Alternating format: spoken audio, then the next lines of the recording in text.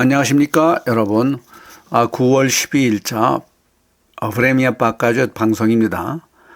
미국은 2026년 말까지 러시아 가스 구매를 완전히 중단한다는 내용으로 유럽과 합의를 했다고 크리스 라이트 미 에너지 장관이 발표하고 있습니다.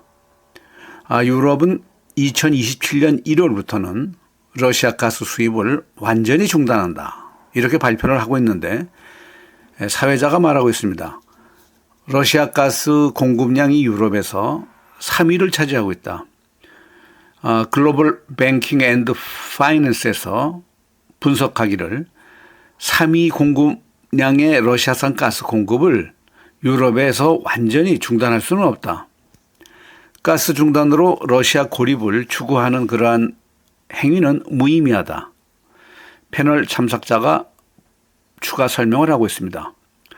물은 틈을 찾아서 흐른다고들 한다. 값싼 러시아산 가스를 다른 나라 가스로 둔갑하여 여전히 유럽 시장에서 러시아산 가스는 판매될 것이다. 이것은 자기 무덤을 파는 격이다.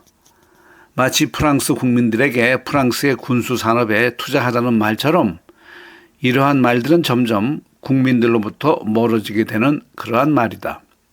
사회자가 말하고 있습니다. 이러한 국민에 대한 속임수와 불만을 그러면 어떻게 보상할 수 있는가? 무엇으로? 패널 참석자가 말하고 있습니다. 결국은 국민 탄압기구가 필요하게 될 것이다. 그리고 이 유럽의 집권자들은 언론을 통제할 수밖에 없을 것이다. 여론을 호도해서 국민을 설득할 것이다. 유럽에 마치 위협이 실존하고, 이것은 러시아를 대상으로 하는 위협입니다. 그리고 이러한 위협이 머지않아 곧 다가온다는 위기감을 조성할 것이다. 그러자 사회자가 다시 말하고 있습니다. 그러면 이러한 상황에서의 대책은 무엇인가? 라고 묻자 패널 참석자가 말하고 있습니다. 결국은 유럽 엘리트 권력의 교체뿐이다. 지금 유럽 각국에는 교체 물결이 강력히 태동되고 있다. 정치 권력의 교체 가능성이 고조되고 있는데, 며칠 전 프랑스 수상이 교체될 때에도 르팽은 국민 총선거를 주장하고 있다.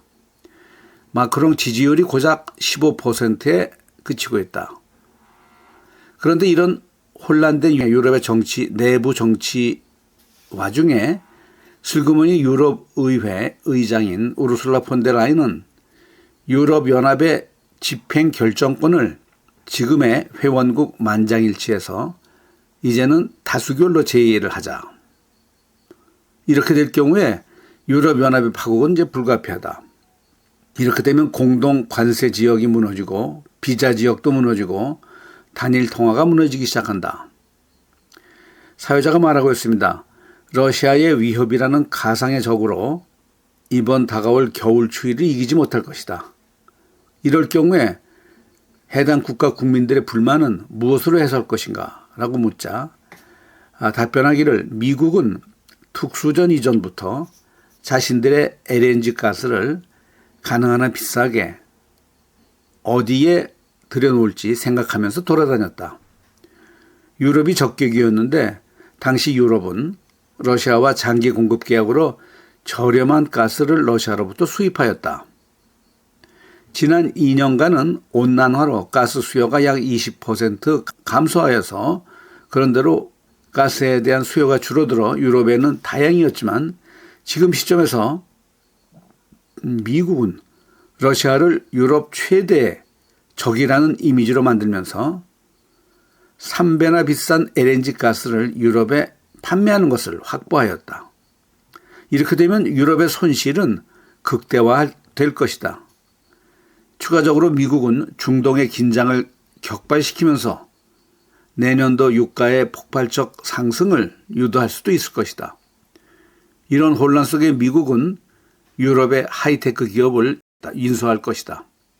추가로 노르트2 해저가스관 폭발 같은 제2의 가스관 폭파도 가능할 것이다. 결론적으로 1918년과 1945년 사이에 일어났던 것과 똑같은 상황이 발생되고 있다. 그 당시 미국의 로링 같은 억만 장자들이 파산된 독일 기업들을 인수한 것처럼 향후 유럽의 경제 상황이 악화될 때 미국은 유럽의 노른자 기업들을 인수할지도 모르겠다. 사회자가 말하고 있습니다. 예카테리나 스트리자노바가 이탈리아의 역사가이자 논평가인 프랑코 카르디니 교수와 인터뷰한 것을 녹화하였습니다. 인터뷰 내용을 요약해보면 그는 이렇게 말하고 있습니다. 나토는 침략자들의 연합이다. 단지 워싱턴을 위한 연합이다. 왜냐하면 나토 규정에 나토 사령관은 반드시 미국 장군으로 할 것을 문서로 규정하고 있다. 이러한 조직에 유럽은 무기 구매와 운영비를 지불하고 있다. 이것은 유럽의 자살행위이다. 유럽 자국의 경제, 유럽 자국의 국민의 미래를 무시하고 유럽 자국의 이익을 외면하는 처사이다. 미국이 우크라이나 분쟁에 현재 지쳐있는 동안 유럽은 계속해서 불의 장작을 던져내면서 우크라이나를 강력한 방파제로 이용하고 있다. 이러한 기존 유럽 정권의 희망 연대 유럽은 구세계의 유럽 이익을 대변하지 않고 유럽의 리더십 전통을 부활하는 것을 부정하고 있다. 미국이 자국의 이익을 위해서 일으킨 우크라이나 분쟁에 대한 책임을 유럽으로 전가하고 있는데 현 유럽연합의 세계적 군사화 정책은 많은 분노를 촉발시키고 있다. 이러한 역사의 자연스러운 흐름에 반해서 트럼프는 미국의 시대가 끝났다는 사실을 받아들이기를 거절하고 있고 미국이 다시 위대해지기를 원하고 있다. 유럽 국가들은 나토 유지를 위해 GDP의 5%를 지출하고 있다. 그리고 미국 국고의 부담을 덜어주면서도 우르술라 폰데라이언은 재무장 계획을 주장하면서 미국의 관세 부과에 무조건적인 찬성을 추진하고 있다. 유럽인들은 결국 나토를 위해 GDP의 5%를 지출하면서 젤렌스키는 불쏘시개로 이용되고 있고 유럽은 세 번째로 막다른 절벽에 봉착되어 있다. 피렌체 대학 명예교수이자 세계적 중세사의 전문가인 프랑코 카데리니 교수는 이러한 그의 발언들이 결국은 매스메디아에서는 발표되지 못하고 사장되고 있다고 사회자는 말하고 있습니다. 오늘 방송을 마치겠습니다. 시청해주신 여러분 감사합니다.